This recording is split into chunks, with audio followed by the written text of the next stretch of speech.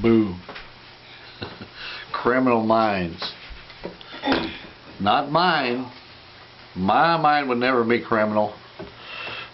That's what we all think. Truth is, we all have that urge.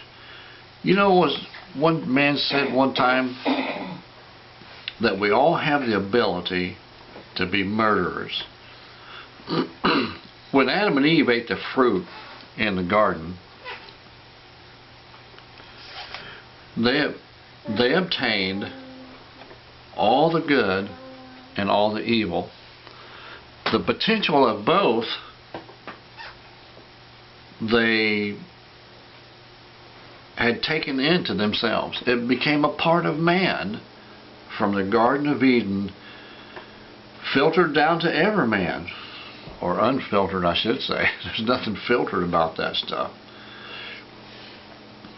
until Jesus comes in. But every man and every woman on the face of this planet, boy and girl, have the ability to be another Ted Bundy, Jeffrey Dahmer, Charles Manson, Hillary Clinton, or Barack Obama. You name it, and the potential is there. Not to be an extreme honest person. You know, Richard Nixon, when he was talking about how they got caught up in that, he says it started out with just a little thing, something a little immoral, nothing illegal, and one thing escalated to another, until they had gotten in way over their heads. And that's what it will do. You have the potential. You'll say, I remember one time when I was young, I told God, I says, God, if I can't have this, I'm going to go to the devil and see if he'll give it to me. I'm glad God don't hear stupid prayers, you know. But that's the way people are on the inside. I remember hearing a testimony of Ted Bundy. He said that his early, younger life was no different than most young men.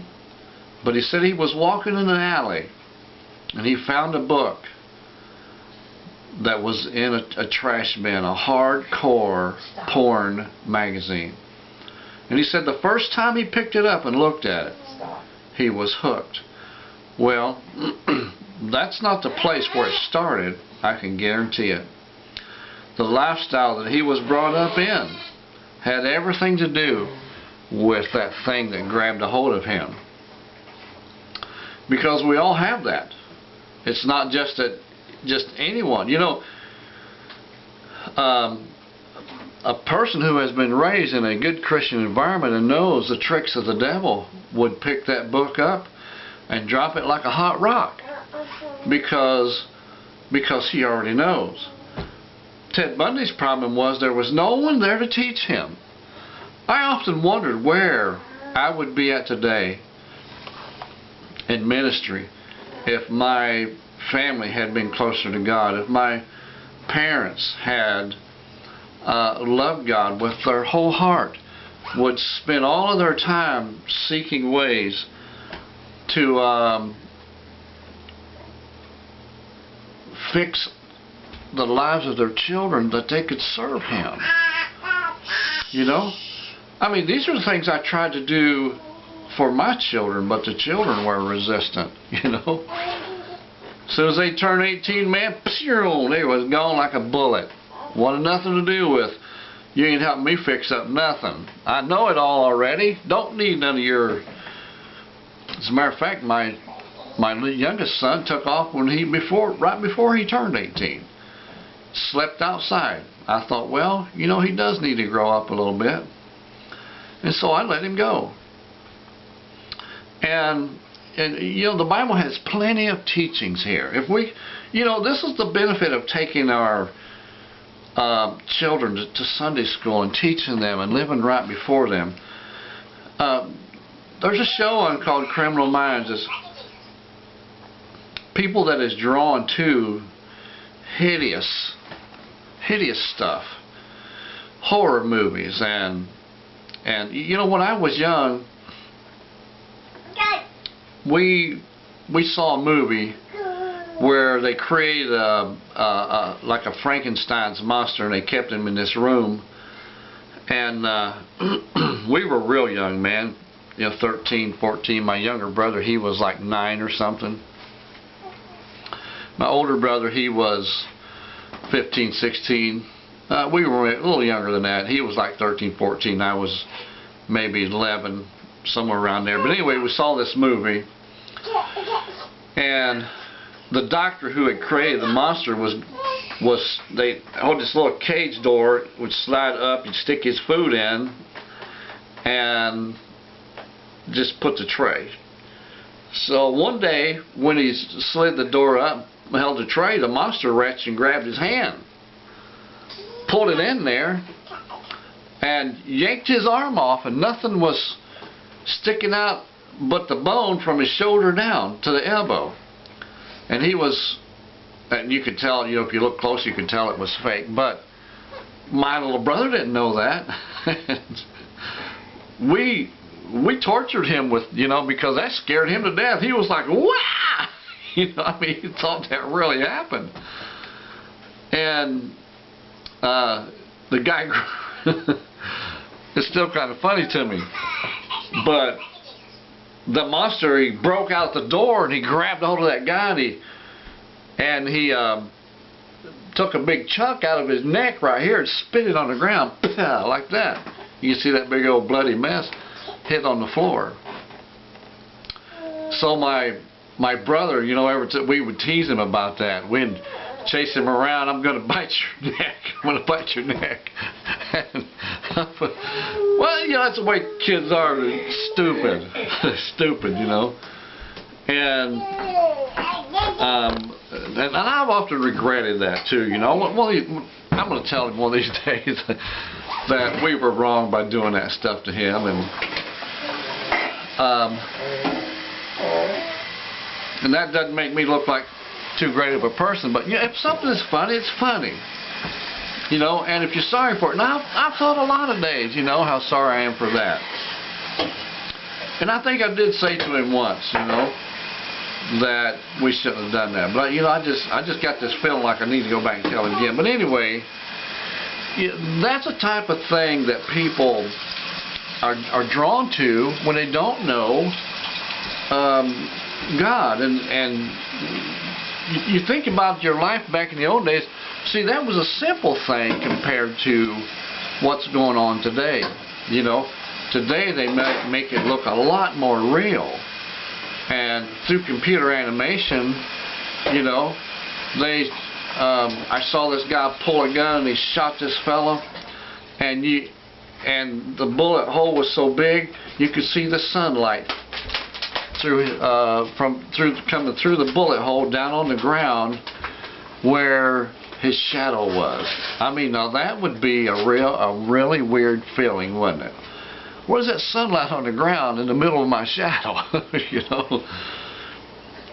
But now this is why the Bible teaches us not to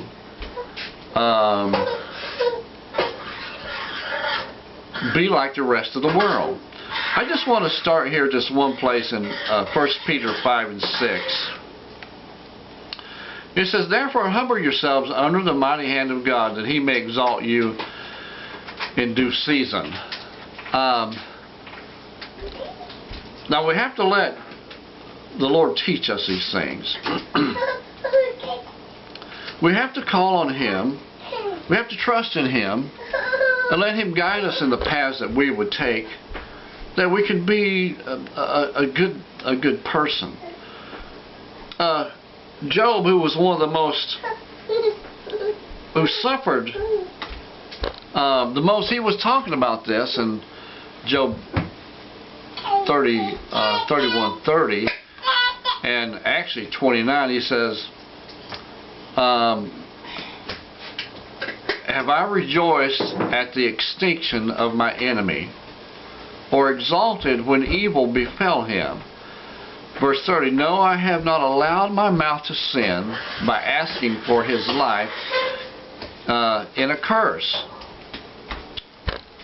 Have the men of my tent not said, who can find one who has not been satisfied with his meat? At the destruction of your enemy, or is your heart satisfied when your enemy falls? You know, the Lord sees things like that. One place it tells us if we laugh when your enemy falls, it's going to cause God to turn to your enemy's side. Proverbs 24:17 says, rejoice not when thy enemy falls, and let not thy heart be glad when he stumble. You know, the Lord showed me once. He said, don't look up on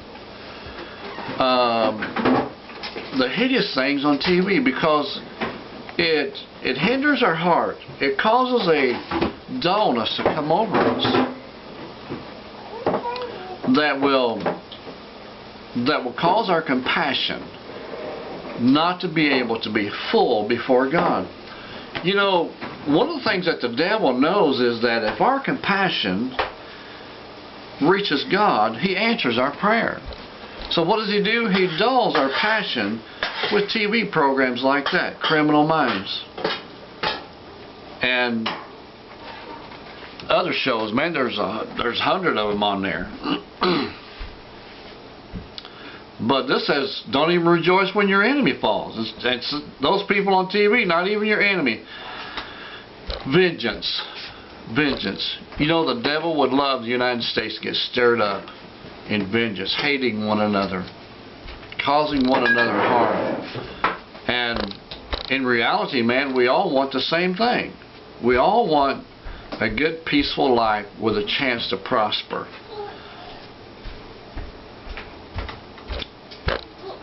The Bible tells us in Ephesians 4:23, it says, be made new in the attitude of your minds. Newness of new what? What is it referring to? A newness of Gothic. You know, I put a video on about the kids that are becoming Gothic. It's everything dark and everything black. You know what? A friend of mine at church just painted his house all black on the inside. You know, I know it wasn't God that caused him to do that. Black is a depressing color. You know, I'm not talking about the brown of a black person's skin. I'm not talking about that kind of black, but I mean the solid black is a depressing color. And if you're painting your house black, you know, there's just something that's going on wrong between you and God, and to me that's a cry for help. I want to look up this verse. It's Romans 12:1 and 2.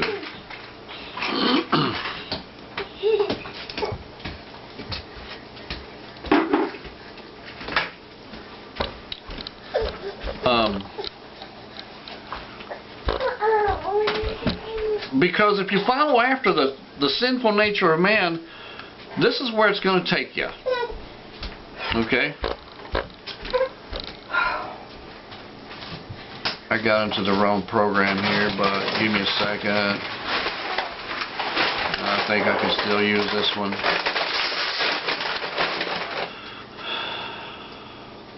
No, I can't use this one, sorry.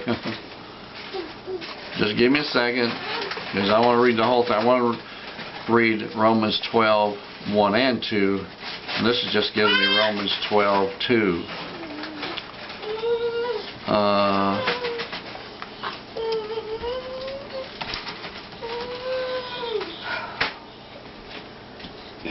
Romans 12:2.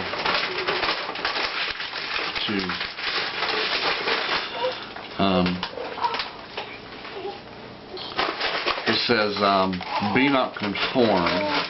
King James, be not conformed to this world, but be transformed by the renewing of your mind, that you may prove that what is good and acceptable will of God. That's Romans 12:2. And Romans 12:1 says, I beseech you therefore, brethren, by the mercies of God, that you present your bodies a living sacrifice, holy, acceptable unto God, which is your reasonable service. Which is your reasonable service. And then it says, be not conformed to this world, but be transformed by the renewing of your mind. And you know, we're different. If we're godly people, we're different. You know, I went to my sister's house. We moved in there for a while, and I've got, I don't know how many videos online while we were there. And, you know, in the morning, she would watch Jimmy Swaggart all day. Jimmy Swaggart. She would watch people singing and praising the Lord. She'd watch the Jimmy Swaggart channel. That's what she was watching. But at night she would put on Criminal Minds. And you know, and she has all this trouble going on in her life. And the Bible tells us bitter water and sweet water can't come from the same well. And I talked to her and all these things, and she would admit that, yeah, you know what, you got a point here. Excuse me, but she never stopped doing it. She never stopped doing it. You know what, I preached a sermon one time called The Corners of Our Mind. Folks, you have to clean out those corners. Just like when the Jews, they get the leaven out of their house, they clean every corner. They want to make sure there is no leaven left in that house. And this is what Jesus can do for us. He can cause us to be cleansed from within. From within. You ever notice how blood covers? Man, He can cover every corner. He can cause you to be cleansed as white as snow. As white as snow. And just like He says, go and sin no more. Go and sin no more. That you can stay clean. Alright, God bless you. Thanks for joining. We'll see you next time. Crossing the Middle Ministry.